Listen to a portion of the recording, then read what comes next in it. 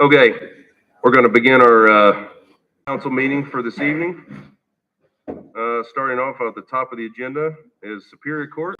Judge Coker.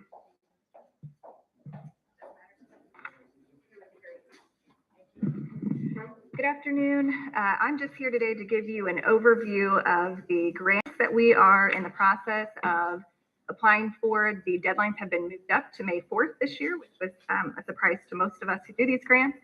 So we are working on those. We have a Department of Corrections grant, which is the grant that is utilized through Pulaski County Community Corrections. And that is for our pretrial release program. That's the program you've all heard me talk about that's required under Criminal 26.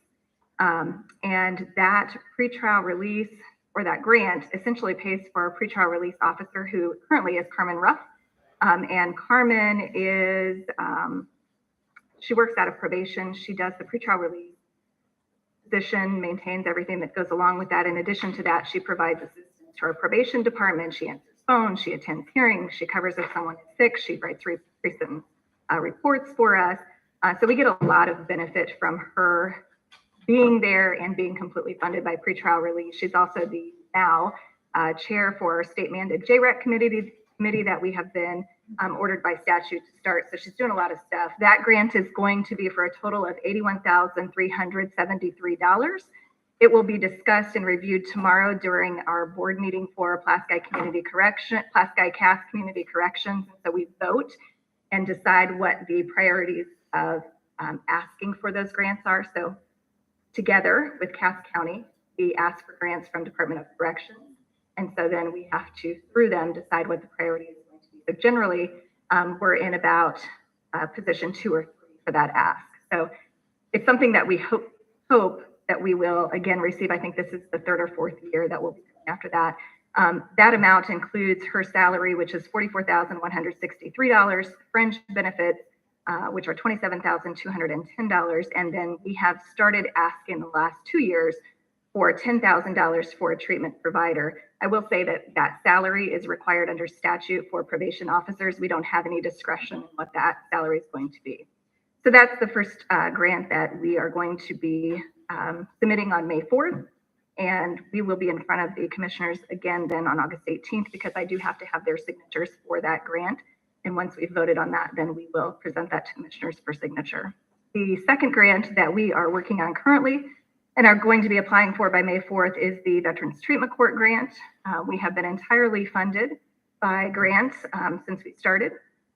We were certified in 2019. This year, we will be requesting $138,000. And that is up, I think this past year, I believe we received $89,000, if I recall correctly. And that's for our coordinator position, which Dr. Tucker currently is in that position. And she helps us a lot with grant writing, community networking, basically anything we ask of her. She's really a jack of all trades and is quite an asset to us, county as a whole. Also includes case management, which is the person who oversees each of the veterans who participates, treatment providers, public defenders, drug screen supplies. And then we are asking this year for $10,000 of that grant to be dedicated. We are currently in process, infant stages, of working on starting what we are calling a recovery community. I would suggest if you look into that, we've talked a lot about this comprehensive system that we're trying to create from the time of arrest to reentry into the community to relapse prevention.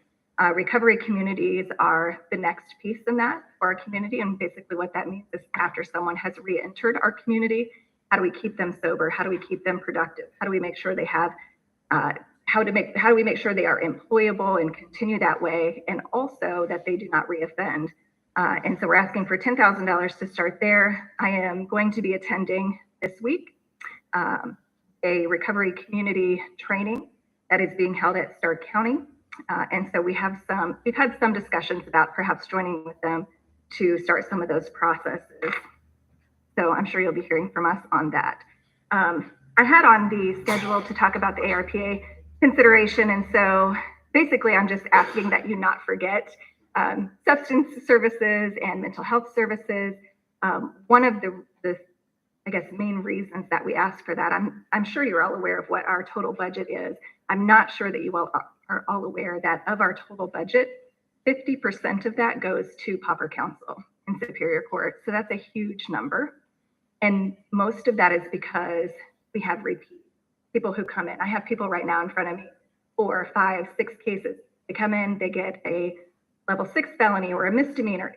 Bond is set by schedule on most of those. They bond out, they go out, they commit 1 or 2 or 3 more offenses before we can get them back in and hold them. So it's important for us to start with these grant funds, recovery communities, try to get some of that stuff under control. A part of that is going to be work release. I think that's going to be a huge part of creating that comprehensive system that we're trying to create. The other thing I wanted to mention, we saw the release on WKBI where Kevin had made the statement with regard to the opioid settlement fund. So I just wanted to kind of put that out there as something that we're going to be watching. I know that that is part of the requirements. They are saying is that that needs to go back into prevention, substance treatment, things like that. And so we're going to be keeping an eye on that to find out if that's something that we could potentially utilize to fund some of these. So any questions? I have one on the, the recovery home, the 10,000 for training to learn about that. I'm sorry, I just said recovery home. I didn't mean to say that. Or recovery program. Yeah. Is that something, I guess that was going to be my question, is that something that basically you're learning why they're incarcerated and that, or is it something that after they are done at jail, maybe out of the work release, is that a next step thing? That's the next step. Okay. So we talk all of the time about, and I think we've done a really good job in conjunction, both courts and treatment providers, mental health, sheriff's department, starting with at ground zero. Yeah. When someone's arrested, we get them within 48 hours and have that assessment done as part of pretrial, which is grant funded. This recovery community is the back end. So now we've worked really hard on all of the things leading up to that. We're working on council funded last year for the first time treatment providers as part of our court budget, which is huge. That's not something that's been done before. And we are keeping statistics on that. We're having really good success with our treatment providers getting in there during cases and working with individuals. And so now the next step is, because relapse is often a part of substance use, our next step is once we release them, once they get out of work release, how do we continue that? And also, how do we make sure the community is safe and that they are actually contributing back to the community? And so that includes things like job training, relapse prevention, maybe additional treatment that they might need that they couldn't afford. And if they can't afford it, are they going to go out and start using it again? So there's a lot. It's a big project. Yeah, sure. Yeah. Are there any other questions for Judge Coker? Got anything? Okay, thank you very much. Okay, next on our agenda item is Sheriff Richwine talking about the security for the upcoming Justice Center completion, I believe. I think I got 3 things, Adam, and I'll start out with there's a $12,000. I just saw that at the bottom Okay. there. Yeah, the firearm training. Yep. It's that's a fund that we get from firearms licensing. If you have been aware, the state has done away with that. We're now a constitutional carry, so that money, we don't get a fee anymore for handgun license, but the state did replace that money, and that was $9,000 for us this year. We got that. It goes into a fund that can only be used for our firearms training, and it just re-reverts, and hopefully they continue with that, and we'll have those funds. But that's for ammo. That'll be for some new sights for the gun, but we never really put that in our budget because we don't hardly try to buy enough ammo to last us a while. And so we just have to come and ask you for the money. So that would be the first thing I'd ask for. The second thing is the 2 employees for the security at the Justice Center. We would like to start looking for those folks. I purchased the walk-through scanner already out of commissary money. That's $6,000 that you folks didn't have to spend, that I put into the pot, I guess, to help with that security. But it was promised 2 employees for that. And you guys said that you wanted to wait until May to start them because figured it'd save you some money. And I'd just like to get them started, even though we're not going to really open until June 7th, because it's going to take a process to get those folks hired. There's a couple jail staff that wants those two positions, so we'll send them to training on that, and then we'll have to hire the two new folks to replace them in jails. That would be the other thing that I would ask you for tonight. And then the third one kind of tags along with Judge Coker.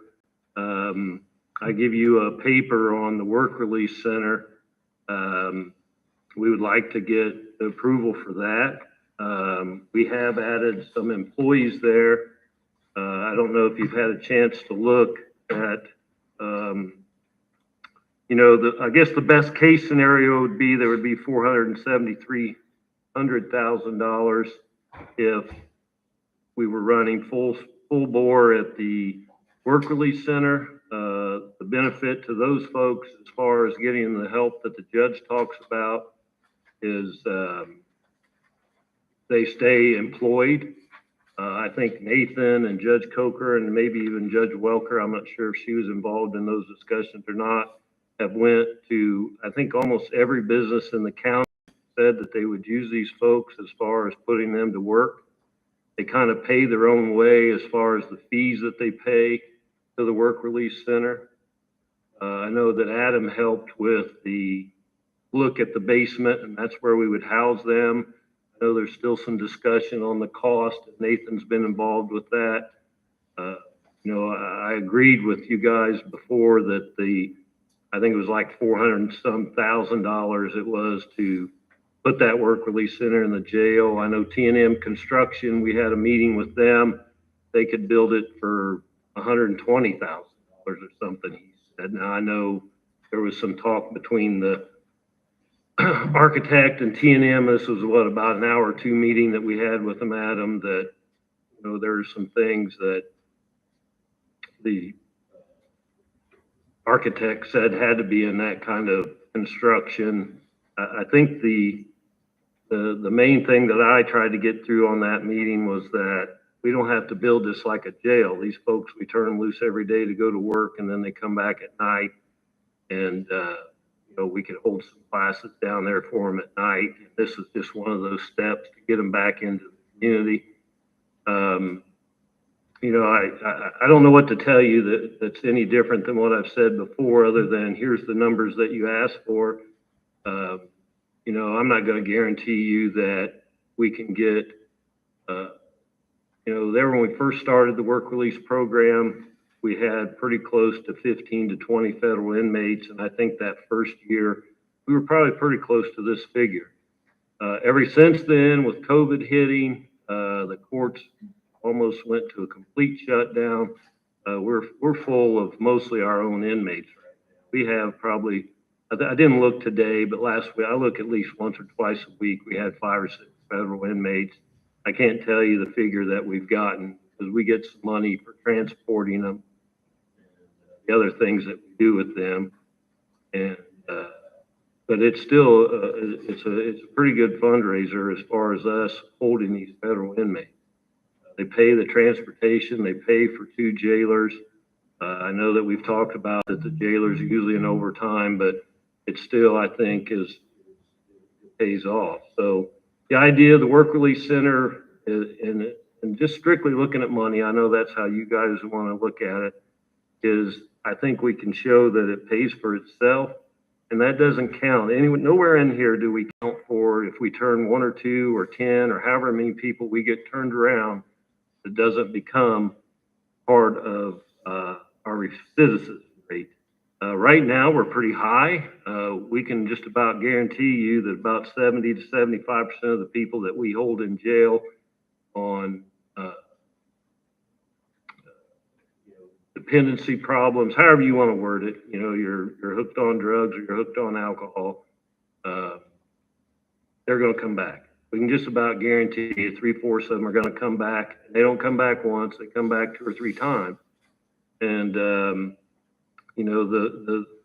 the treatment courts that I think both judges have worked on, I think that's the way to go. That number gets down to 25 to 30%. The training I went to with Judge Coker on the court that she runs, those people, you know, the one thing that I guess we can't do is, you know, maybe the way I kind of thought until I went to some of these classes they went to, you can't be mad at them. You got to understand that they're going to fail. That when they do fail, you don't give up on them. You grab them by the scruff of the neck and you start them in the process all over. And if you don't, some of them are going to die. And then I know we all want to point fingers at everybody else in the county and say, oh, that's them people over there. It's this person over there. Well, it's not that way at all. It's all of us. Everybody in this room, I guarantee you can find a family member that's been touched with addiction. So, you know, this is a big problem. I just had a discussion with the coroner. His death calls are up, I don't know, a bunch already in the first few months of this year. It hasn't went away. It's a problem that we need to address, and the way to address it is not to throw them in jail and say, yeah, they're going to learn their lesson, let them go. They're going to be right back, at least 75%. If you haven't paid attention, we've had a pretty good run of deaths for overdoses. And that's not counting the ones the deputies have saved. There's some that just passed away early this year that the deputies have saved twice. So, you know, I know there's people that think, well, you know, I'm not there and I hope I never get there. And the people that say that, I hope they never have a close family member that has an addiction problem that they die from. A lot of people do. So, you know, that's what I'm here for. I know that we're looking at some money problems. I don't know that those will hit, you know, while I'm here, or where hopefully I might have a seat where you guys sit where I can help with the discussion. But I'm telling you that this county is in a crisis on addiction problems. We're not doing very much to help as a county. You know, ambulance people do their part. These are running themselves ragged going to these calls. So, you know, we're paying the price in lives right now. And I hope that maybe we could at least start this process and maybe turn some people around. It may help the businesses. I don't know, Nathan and Judge Coker talked to the businesses. They told me that all of them need these people to help work. And it would free up some space in the jail to where we could possibly house more federal inmates to help pay for these programs. Really some other things. Work release center almost pays for itself, and then when you start adding the money that the federal inmates would generate, you could help pay for some other things. That money doesn't go to me. I tried to get a hold of that federal money since that we've been getting it. It goes into the general fund, and you guys see how it's, you know, it's your decision to see how that's spent. So that's my three things. That's my pitch. I hope that you understand that. I hope that you don't just think this is a money thing, because there is a human side to this. There's people dying. You know, I'm not going to say every day, but every couple of weeks we have an overdose death in this county. It seems like, and this would be a good way to start helping those people with the programs that both judges are working for. I think the prosecutor, you also have to include on that. She's part of that process. So we've done, I think, all that we can do. You guys granted us the $20,000 for the treatment. Doing that. Monday says that goes very well. That's helpful. But you know, I think from what the judges say and the classes I went to with Judge Coker, that part of that process that we really need to work on some more, and that's when they're done with jail and they're moving forward with their lives. You almost see them. You have people tell you, I'll be back. One of the first people I run into when I became sheriff didn't recognize the kid because he was hooked on meth. I'm bringing him to jail, actually, for the Maryville Police Department. He's sitting there. I said, man, what's the deal? He goes, oh, you know me, Jeff. I said, I don't know you. He looked like he was 40 years old. I was a kid I'd checked hunting. And he got hooked on meth. So I was talking to him about that. He said, hi. He said, I won't be able to whip it. So I don't know, it was a year or two later, I was walking through the Sally Port and he was out there washing a car. I didn't recognize him. He was off meth and had cleaned up and was looking good and was getting ready. He'd been to some programs through the prison, getting ready to go out. That kid's dead now. So, you know, I wish there was something else we could have done for him. It wasn't. Now he's gone. So, like I said, there's not much more I can tell you. I'm here to answer your question. I was looking for, I know I did a funds report for the end of 2021, and the only one I can find in my computer is for the end of 2020. But is there not some money left in the fund that can be spent only for jail buildings? And do you know what I know that? Adam and I had talked about that. I have not seen that. It's cumulative jail.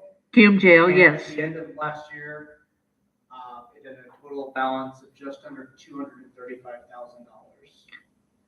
And it can only be used for jail construction. So there is that amount of money available that can be used for this. Like I said, you know, like Tommy was very helpful in that. Tom Miller, the T&M Construction, he was very helpful. I don't look at blueprints. I don't know what, but I couldn't understand why a 30-room dormitory in the basement would cost almost $800,000. And they were trying to build it like a jail. They were going to dig up the foundation down there and put in big footers for the cement. We don't need that. We need just a room that has a classroom in it, has 30 beds in it, bathroom and showers. This would be an all-male facility. Females we'd still have to send to CAS, Pulaski Community Corrections. That's part of the grant that Judge Coker, all the judges and I sit on that board, and those folks go to Cass County and work with this program down there where they get some treatment. Females would still have to go there because you almost double the price when you try to build. You got to build everything twice. So I think we would be good as far as still sending females down there and not discriminating. In your opinion, do you think that because I know that there are going to be guidelines that have to be followed, that no matter how good a local contractor is, if that local contractor has not worked with this kind of construction, I think he or she's not going to be aware. Do you think that the architect is comfortable working with our local contractor? Or I'll defer that to Nathan. So I think they'll have to be. I've done a little bit of digging on the code on Public Works, and the threshold is low enough, something like 25,000, that this would have to be put out for bid. And in order to put something out for bid, you've got to have reasonable, specs for it. So first of all, having a different architect on the project now, who's a little bit easier to work with the previous one, I don't think there would be any problem with Matt working, before the contractor, to just to have those specs drawn up and then to work with whatever contractor got the bid. Like the sheriff said, while it has to be more secure than like this building, it doesn't have to meet the requirements of a jail. So I don't think that it would be an especially difficult learning curve for a local contractor. I think it'd be fairly smooth once the contractor and the architect got a working relationship going. okay, so any possibility of getting that kind of thing from the architect at no cost? We can always ask, right? You raise too many funds. But since they've already done some of the work as part of the initial, it wouldn't have to start from scratch. Okay. So what would be our next step if we want to say we've got these funds available that we can put toward it? What would be our next step? I imagine the commissioners would have to authorize the process, and then you'd have to do an additional out of cum jail.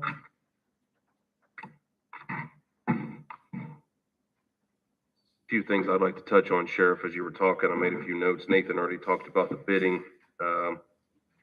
One thing, I just briefly read this packet. I just had a minute here to do that, and you know I'm for this, but one thing I think the judges that is not in your dollars here would, I know it doesn't affect your budget, would probably be court cost, less if we don't have these repeat offenders all the time. Say we have a certain percentage. I mean, my goodness, then they're not as busy there, but I do remember I got T&M wrote down here. It was around 130,000. You know, maybe that's doubled now with everything that's happened. That was a year ago on those numbers, but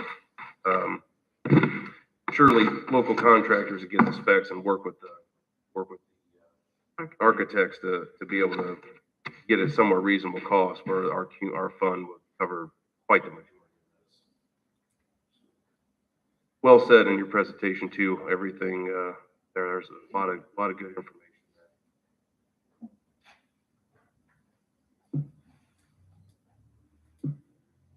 So refer this to the commissioners for consideration? I'll second your motion. Thank you. All right, we'll make that a motion. Kathy's made the motion. Mike seconded it to pass this to commissioners to have them start this process to look at the work release. All those in favor? Any other discussion? Excuse me, any other discussion about this or questions for the sheriff? I do. Yes, Tim. I would like to see these federal inmates, like to go back through, you know, you said it's like roughly 8 years ago when you last looked at your cost, your daily costs and so forth. Doesn't that need to be updated? I think it does, Tim. I don't know, you know, how that was me, Carrie, and the jail commander before Monday worked months on to get that done. I will surely, though, investigate that to find out what that process takes to see. And will they give you an additional, you know, if you come up with quite a bit more money for, because surely there's more cost today than there was 8 years ago. I agree with you. There's got to be. The state just run one here not too long ago because they were talking about, you know, they still pay like some $37.50. Just that was a number just pulled out of the hat, 4 or 5 years ago. And so I would think that there could be. I don't know. I got to talk to them and find out. But I'll start that tomorrow, and I'll send you an email to let you know. I'll send it all to all of you, what they say as far as, you know, if we want to renegotiate the price, are they going to, I don't know, maybe they'll say, negotiate all your money, we're going to pay you 52, I don't know, but we'll look into that.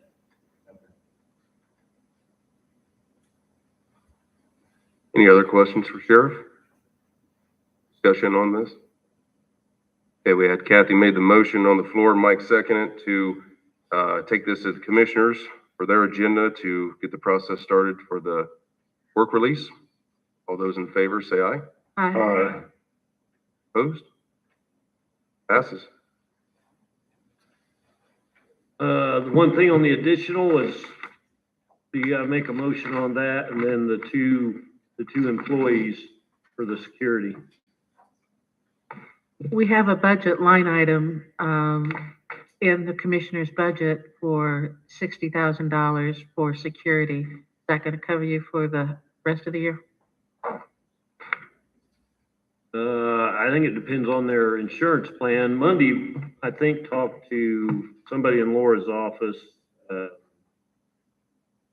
Jenny, and that's where we come up with the figures that he came up with here in this, where, you know, according to what insurance plan the employee takes, you know, most of the folks that start in the jail are, you know, young and are not families, and so they're always on the single plan. So I think we'd be talking about 90,000 full year with both of them. So I think, does that make sense to you, Laura? I see you looking at me.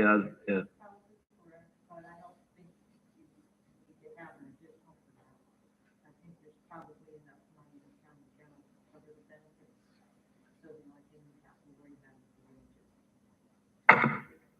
So I had Carrie look before I came today as far as in our budget, and it looked like it was taken out, but, I remember, Yeah, it was, Jeff. Conversation. I remember that. So the commissioner's budget has 60,000, for the salaries of two, security positions there.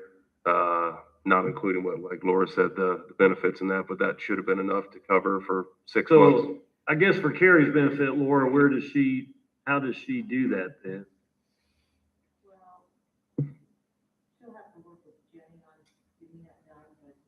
All right, I'll have her call Jenny tomorrow, because we'll start on that tomorrow then, the security employees. Yeah. Sure. We realized in our budget hearings that we had it double covered. It was you had it proposed in yours and commissioners already had it. That's why we took it out of yours. It makes sense to me, I guess, a comment real quick. You know, we're less than 60 days away from starting this, and to hire people, train, change positions, and that it makes sense that you're asking for this now in my mind. So, do we have a motion? Is there any further discussion on this before we talk about these positions? Do we need job descriptions? Um, Do you have job descriptions? I probably don't for the security. We'll get those.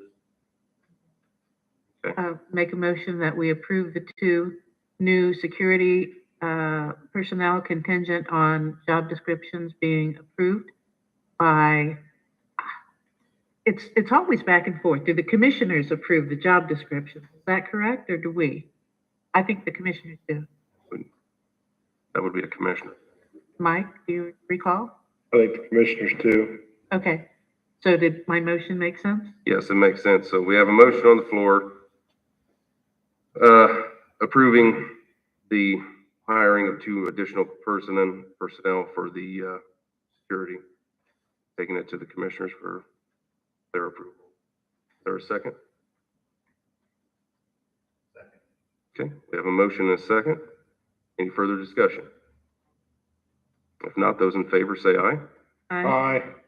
Opposed? Okay, that motion passes. And lastly, while Sheriff's here, sorry, Laura? Yes. She asked if everyone was, there was no names. The 12,000 from firearm training to equipment, and the sheriff explained that. Is there any other questions or comments or discussion on that? I'll make the motion to approve. Mike? Second. Okay, Mike's made the motion. Kathy, we have a second. Any further discussion on this? Okay, those in favor say aye. Aye. Opposed? Motion passes. Thank you. Thanks, Sheriff. Okay. Okay.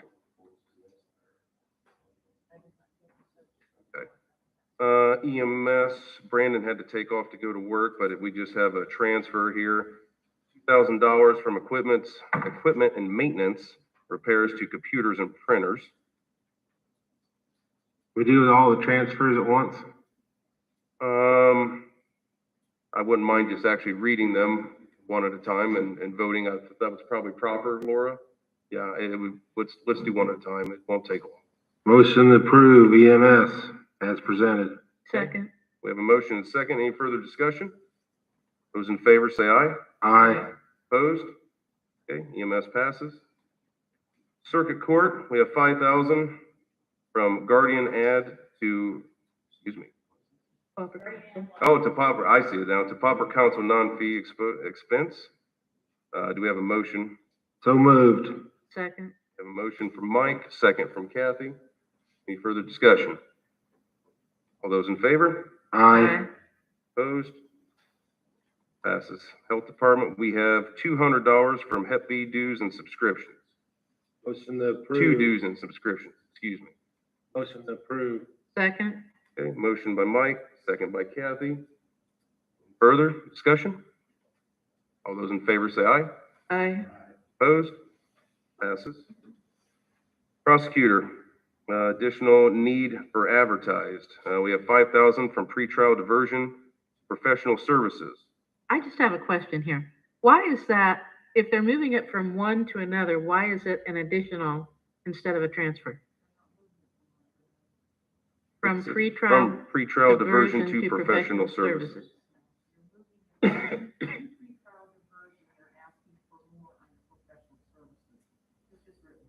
I think Ken just worded it a little unclearly.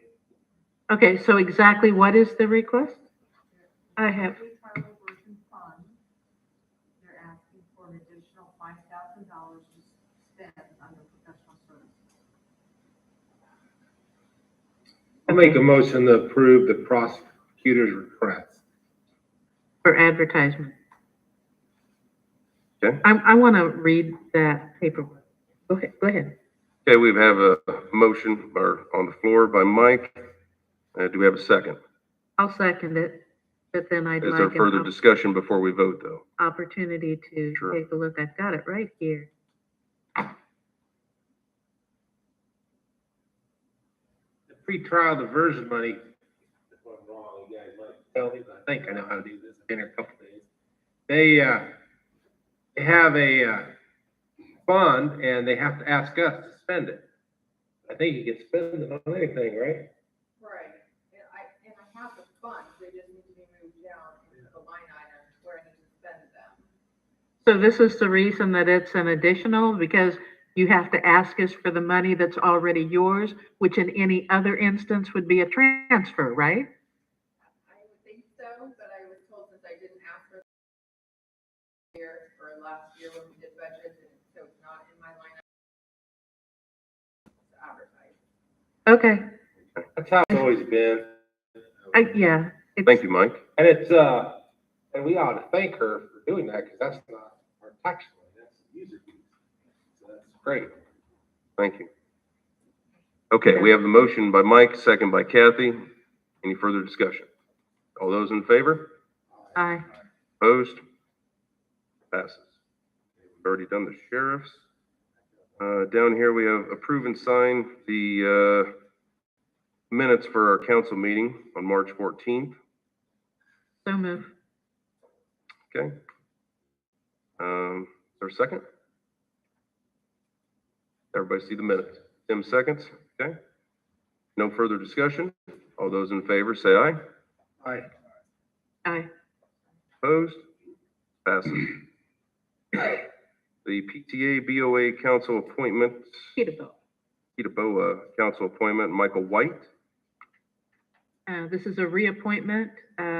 Apparently, they're satisfied with his services, so I would move to approve the appointment or make the appointment. We have a second. Second. Mike second. No further discussion or any further discussion. And, all those in favor, say aye. Aye. Opposed? Aye. Sorry. Passes.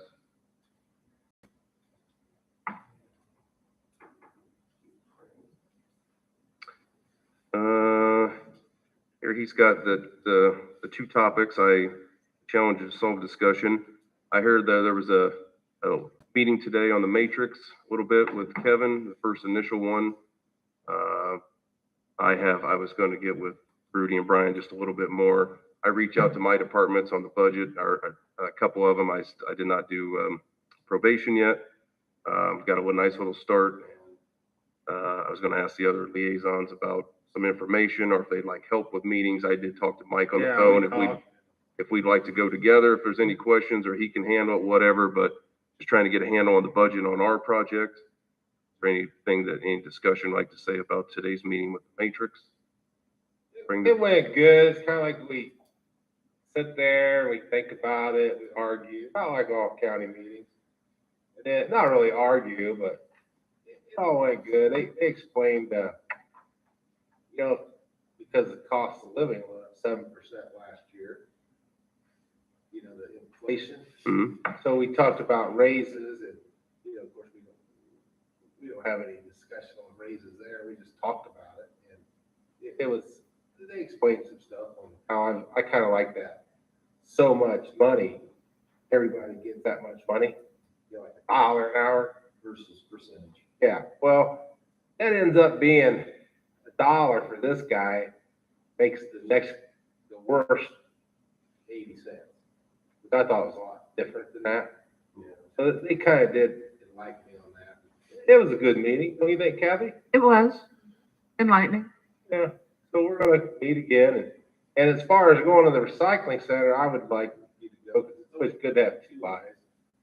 I'd like to go. I haven't been there since John has taken over Yeah. that either, so I'd like to go out and discuss But, that. you know, we could go out there and discuss some of their problems. I'd like to Together work, maintenance. work with a plan on their equipment. I know they Plan. have minimal amount in their budget this year for that, and I'd like to discuss a plan. That's about all. I haven't really talked to the assessor. They seem to be pretty. The ambulance service, so they called me about Brandon and his 10 years of service. And that was really the only thing there. So that's the only thing I got from my department. Go ahead. Well, I hear you. was Take just a gonna breath. say, Go no, ahead. I spoke briefly with Judge Coker about her budget. It's been a while now. And I'm not even sure if Sam is back from her maternity leave. She was going on maternity leave when I tried to make an appointment. Do you know if she's back? Okay. And the recorder just, does what the recorder does. Okay.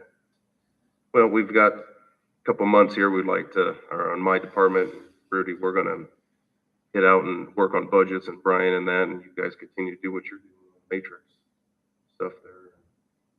I'm happy I'm dealing with budgets. You guys are more suited for that, so. There's no other comments on that. Any other reports? Public comment? I attended that meeting up in Whiting. It was not at all what everybody said it was gonna be. Really? No. Well, we didn't know what it was gonna be, except, They told me it was gonna be trying to condense the health department into district management. that that was gonna be one of the agenda items. They didn't even That talk was- about it? Never talked about it. I brought it up and they looked at me like I was a freak of nature.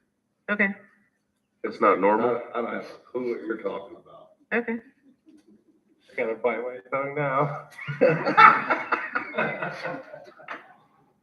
Basically, all it was all the high rollers from, the larger counties, larger districts and stuff that were, thanking the state for giving them money. And one of the biggest things that came out of the whole thing was, is there any way that you could make it easier that we could spend this money on whatever we want to?